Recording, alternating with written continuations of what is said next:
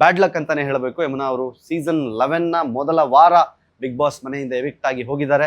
ನಾನು ಕಂಡ ಹಾಗೆ ಬಿಗ್ ಬಾಸ್ ಇತಿಹಾಸದಲ್ಲಿ ಯಾವುದಾದ್ರೂ ಒಬ್ಬ ಕಂಟೆಸ್ಟೆಂಟ್ ಮನೆಯಿಂದ ಹೊರಗಡೆ ಬಂದಾಗ ಅವ್ರಿಗೊಂದು ವಿಟಿ ಇಲ್ಲ, ಅವ್ರನ್ನ ಮಾತಾಡಿಸ್ಲಿಲ್ಲ, ಜಸ್ಟ್ ಒಂದು ಚೆಕ್ ಕೊಟ್ಟರು, ಕಳ್ಸಿದ್ರು.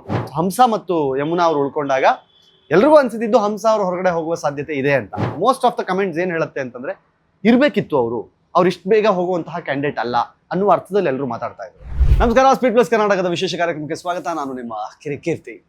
ಬಿಗ್ ಬಾಸ್ ಸೀಸನ್ 11ನ ಮೊದಲ ಎವಿಕ್ಷನ್, ಮನೆಯಿಂದ ಒಬ್ಬ ಸದಸ್ಯ ಹೊರ ಹೋಗುವ ಪ್ರಕ್ರಿಯೆ ನಿನ್ನೆ ಮುಗೀತು. ಶನಿವಾರ ವಾರದ ಕತೆ ಕಿಚ್ಚನ ಜೊತೆ ಅಲ್ಲಿ ಕೆಲವ್ರನ್ನ ಸೇಫ್ ಮಾಡಿದ್ರು. ಹಾಗೆ ನಿನ್ನೆ ಒಂದಿಷ್ಟು ಜನರನ್ನು ಸೇಫ್ ಮಾಡಿ ಒಬ್ಬರನ್ನ ಮನೆಯಿಂದ ಹೊರಗಡೆ ಕಳಿಸಿದ್ರು. ಸರ್ಪ್ರೈಸಿಂಗ್ಲಿ ಮನೆಯಿಂದ ಹೊರಗಡೆ ಹೋಗಿದ್ದು ಮೊದಲ ವಾರದಲ್ಲಿ ಯಮುನಾ ಅವರು.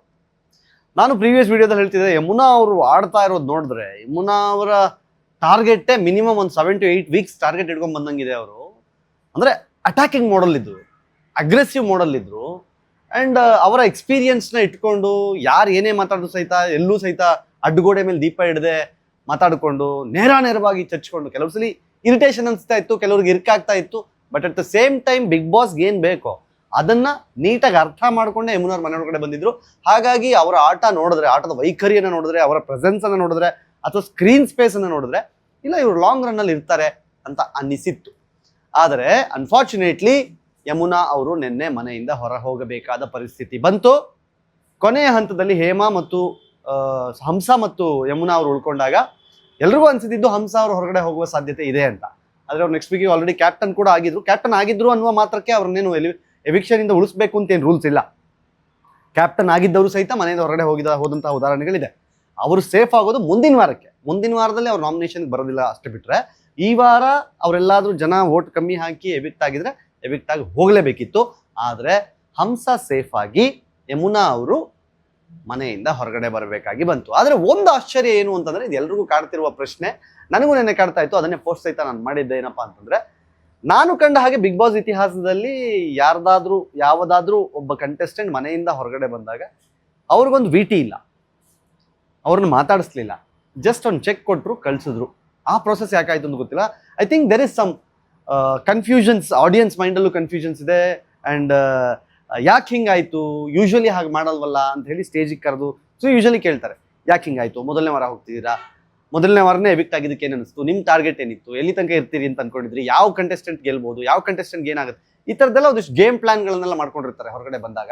ಆದರೆ ಅದು ಯಾವುದನ್ನು ಮಾಡದೆ ನೇರ ಅವ್ರನ್ನ ಸ್ಟೇಜಿಗೆ ಕರೆಸಿ, ಆಯಿತು ನಿಮ್ಮದು ಜರ್ನಿ ಇಲ್ಲಿಗೆ ಮುಗಿಯುತ್ತೆ ಅಂತ ಹೇಳಿ ಅವ್ರಿಗೆ ಒಂದು ₹1 ಲಕ್ಷ ಚೆಕ್ ಕೊಟ್ಬಿಟ್ಟು ಅಲ್ಲಿಂದ ಕಳಿಸ್ಬಿಟ್ಟು. So whatever it is, ಜನರ ಆಯ್ಕೆ ಅದೇ ಆಗಿದ್ರೆ ಯಾರು ಏನು ಮಾಡ್ಲಿಕ್ಕೆ ಆಗೋದಿಲ್ಲ. ದಟ್ಸ್ ದೇರ್, ಅಂದರೆ ಜನರ ನಿರ್ಧಾರ ಅದು. ಅದರ ಆಚೆಗೆ ಬಟ್ ಕನ್ಫ್ಯೂಷನ್ಸ್ಗಳು ಉಳ್ಕೊಳತ್ತಲ್ಲ. ಯಾಕಂತಂದ್ರೆ ಕಂಪ್ಯಾರಿಟಿವ್ಲಿ ಇರುವ 17 ಜನರಲ್ಲಿ ಯಾರ್ಯಾರು ಏನೇನು ಎಷ್ಟು ಸೌಂಡ್ ಮಾಡಿದ್ದಾರೆ ಅಂತ ಮೋಸ್ಟ್ ಆಫ್ ದ ಕಮೆಂಟ್ಸ್ ಏನು ಹೇಳುತ್ತೆ ಅಂತಂದ್ರೆ ಇರ್ಬೇಕಿತ್ತು ಅವ್ರು ಇಷ್ಟು ಬೇಗ ಹೋಗುವಂತಹ ಕ್ಯಾಂಡಿಡೇಟ್ ಅಲ್ಲ ಅನ್ನುವ ಅರ್ಥದಲ್ಲಿ ಎಲ್ಲರೂ ಮಾತಾಡ್ತಾ ಇದ್ರು. ಅದಕ್ಕೆ ಕಾರಣ ಅವರಿಗಿಂತ ವೀಕ್ ಅನಿಸುವ ಕೆಲವರು ಮನೆಯೊಳಗೆ ಉಳ್ಕೊಂಡ್ಬಿಟ್ಟಿದ್ದಾರೆ ಅಂತ ಕೆಲವ್ರಿಗೆ ಅನ್ನಿಸ್ತಾ ಇದೆ. End of the day everything matters on the votes ಅಲ್ಲಿ ಏನ್ ಬಂತು. ಇವಾಗ ನಾವು ಒಂದು ಕೆಲವು ಸಲ ಅನ್ಕೋತೀವಿ, ಅದ್ಭುತ ಗುರು, ಅಮೇಝಿಂಗ್ ಆಗಿ ಪರ್ಫಾರ್ಮ್ ಮಾಡ್ತಾ ಇದಾರೆ ಅಂತ ಅನ್ಕೊಂಡವರು ಸಹಿತ ಆಲ್ ಆಫ್ ಸಡನ್ ಟಕ್ ಅಂತ ಎವಿಕ್ಟ್ ಆಗಿರೋ ಚಾನ್ಸಸ್ಗಳು ನೋಡಿದೀವಿ. ನಮ್ದ್ರಲ್ಲಿ ಸೀಸನ್ 4 ನೋಡಿದಾಗ ನಮ್ಮ ನಿರಂಜನ್ ಎಂತ ಅದ್ಭುತವಾಗಿ ನಗಿಸ್ಕೊಂಡು ಆಡ್ಸ್ಕೊಂಡು ಮಜಾ ಮಾಡ್ಕೊಂಡು ಇದ್ದವನು 7th weak all of sudden ಟಕ್ ಅಂತ ಹೊರಗಡೆ ಬಂದ್ಬಿಟ್ಟ ಶೋ ಇಂದ. ಅಂದ್ರೆ ಎವಿಕ್ಟ್ ಆಗ್ಬಿಟ್ಟ. ಅಂದ್ರೆ end of the day general ಮೈಂಡಲ್ಲಿ ಏನ್ ಓಡುತ್ತೆ, ಯಾವ ಟೈಮಲ್ಲಿ ಏನ್ ಅರ್ಥ ಆಗುತ್ತೆ ಗೊತ್ತಿಲ್ಲ. ಜನಕ್ಕೆ ಅನ್ಸಿರ್ಬೋದು, ಯಪ್ಪ ಇರ್ಕಿಂಗ್ ಇದೆ, ತಲೆ ಕೆಡುತ್ತೆ, ಯಾಕೆ ಇಷ್ಟು ಮಾತಾಡ್ತಾರೆ, ಎಲ್ಲರ ಮೇಲೂ ಅಟ್ಯಾಕ್ ಮಾಡಲು ಹೋಗ್ತಾರೆ ಅಂತ ಅನ್ಸಿ ಯಾರು ವೋಟ್ ಮಾಡದೇ ಇರ್ಬೋದು. ಹಂಸ ಅವರು ಅಟ್ಲೀಸ್ಟ್ ಅವರಿಗಿರುವ ಫ್ಯಾನ್ ಬೇಸ್ ಮತ್ತು ಅವರ ಸಾಫ್ಟ್ ನೇಚರ್ಗೆ ಜನ ಇಷ್ಟಪಟ್ಬಿಟ್ಟು ಇಲ್ಲ ಇರಲಿ ಹಂಸ ಅಂತ ಉಳಿಸಿರ್ಬೋದು. ಈ ಥರದ್ದೆಲ್ಲ ಸಾಧ್ಯತೆಗಳನ್ನ ಲೆಕ್ಕ ಹಾಕಿದಾಗ ಯಮುನಾ ಅವರಿಗೆ ಬ್ಯಾಡ್ ಲಕ್ ಅಂತಾನೆ ಹೇಳಬೇಕು. ಯಮುನಾ ಅವರು ಸೀಸನ್ 11ನ ಮೊದಲ ವಾರ ಬಿಗ್ ಬಾಸ್ ಮನೆಯಿಂದ ಎವಿಕ್ಟ್ ಆಗಿ ಹೋಗಿದ್ದಾರೆ. So it happens. ನಮ್ಮ ಸೀಸನ್ನಲ್ಲೂ ಸಹಿತ ವಾಣಿಶ್ರೀ ಅವರು ಮೊದಲನೇ ವಾರನೇ ಹೋಗಬೇಕಾದ ಪರಿಸ್ಥಿತಿ ನಿರ್ಮಾಣ ಆಗಿತ್ತು. ಅದೇ ಥರ ಇಲ್ಲೂ ಸಹಿತ ಯಮುನಾ ಅವರು ಮನೆಯಿಂದ ಹೊರಗಡೆ ಹೋದರೆ. ನಿಮ್ಗೇನು ಅನ್ಸುತ್ತೆ, ಯಮುನಾ ಅವರು ಎವಿಕ್ಟ್ ಆಗಿದ್ದು ಸರಿನಾ, ಅಥವಾ ಅವ್ರ ಬದಲು ಬೇರೆ ಯಾರು ಆಗಬೇಕಾಗಿತ್ತು ಅನ್ನೋದನ್ನ ಕಮೆಂಟ್ ಮಾಡಿ ಹೇಳಿ. ನೋಡ್ತಾರೆ ಸ್ಪೀಡ್ ಪ್ಲಸ್ ಕರ್ನಾಟಕ. ಇದು ನಿಮ್ಮಿಂದ ನಿಮಗಾಗಿ, ನಿಮಗೋಸ್ಕರ. ಮತ್ತೆ ಸಿಗ್ತೀನಿ. ನಮಸ್ಕಾರ. Speed plus Karnataka.